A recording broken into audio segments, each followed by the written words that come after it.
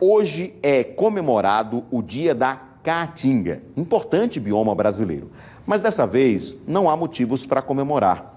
O IMA registrou um aumento nos focos de queimada na Caatinga nos 4 primeiros meses desse ano. Essa é a primeira vez que há um aumento de focos de incêndio após 2 anos de queda. Sobre o assunto, a gente conversa agora com a Isabel Nepomuceno, ela é consultora ambiental do IBAMA. E a gente vai saber como é que o IMA, consultora ambiental do IMA, como o IMA chegou a esses dados, né? Vocês recebem dados, não é, Isabel? Exatamente de satélite, enfim, e aí são registradas essas queimadas? Boa noite. Boa noite, isso mesmo. Nós trabalhamos com os dados do Instituto Nacional de Pesquisas Espaciais, onde eles são atualizados semanalmente, e nessa pauta, né, de queima, de focos de queima, nós podemos constatar que houve um aumento, principalmente na área de Caatinga. E aí, os dados, eles mostram esse aumento comparado com os anos anteriores. Inclusive, desde o início dessa série histórica, né, a gente teve um número maior do que o início, que já era grande, eram mais de 90 no período, e agora passou de 100, é isso? Exatamente. Nós podemos constatar que foram 110 focos de incêndio, certo? Então, isso foi maior do que a soma dos últimos 2 anos no mesmo período, né? Em 2020 foram 33 focos e em 2019, 63. Então, só nesses 4 primeiros meses de 2021 já foram 110 focos. E aí é importante frisar o seguinte, a gente está vendo algumas imagens que foram inclusive feitas durante a fiscalização de vocês. Algumas áreas, alguns desses incêndios, enfim, acabam acontecendo em regiões de plantio, né?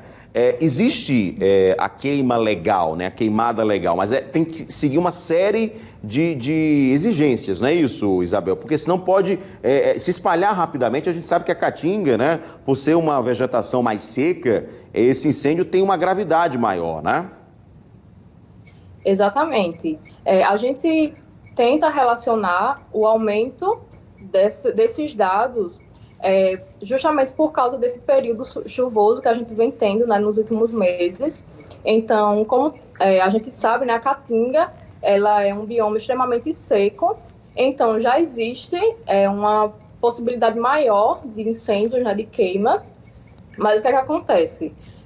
Nesse período do reflexo, né, das chuvas, existe um aumento da densidade foliar da Caatinga. E o que é que acontece? Os proprietários rurais, eles, para suas atividades agrícolas, eles precisam fazer a limpeza do terreno. Então, com essa densidade foliar, eles não conseguem apenas cortar outro tipo de atividade para poder limpar. Então, a forma mais fácil, no momento, seria o uso do fogo, certo? Então, a gente relaciona isso ao aumento das queimadas, certo? No bioma Caatinga. Mas essa atividade é proibida, certo? Por lei federal, pelo Código Florestal, sendo que existem algumas atividades que são passíveis de autorização. Mas é claro que tudo tem que ser feito com autorização. Então não pode o agricultor, por mais que esteja numa situação de que queira preparar o terreno, enfim, ele não pode fazer sem ter o mínimo de exigência. A gente sabe que até para áreas maiores, né, tem que ter caminhão-pipa, tem que ter uma série de exigências aí, segundo o Código Ambiental, enfim, tem que ter autorização, né? Exatamente. Então, o agricultor, o proprietário rural, que pretende utilizar o fogo na sua propriedade, ele precisa, primeiramente, consultar a nossa instrução normativa, a instrução normativa número 02 de 2017, que é daqui do Estado, que foi criada justamente para facilitar a entrada dessa autorização no órgão, para que seja solicitada essa autorização. Então, o primeiro passo seria o agricultor ler essa instrução normativa, ver se ele se encaixa nesses 3 tipos de atividade, né, que são atividades todas voltadas para o uso agrícola do solo, certo? E depois vai consultar o checklist, porque precisa de toda uma documentação, inclusive estudos técnicos, tá certo? Que tem que ser assinado por um responsável técnico, que vai fazer o planejamento desse fogo. Por isso que está o nome queima controlada, né? Então tem que ser tudo bem planejado. E após isso, após toda essa documentação, o proprietário vai até o portal ambiental do IMA, né? Que hoje em dia o IMA, todos os processos são dados entrada de forma digital, certo?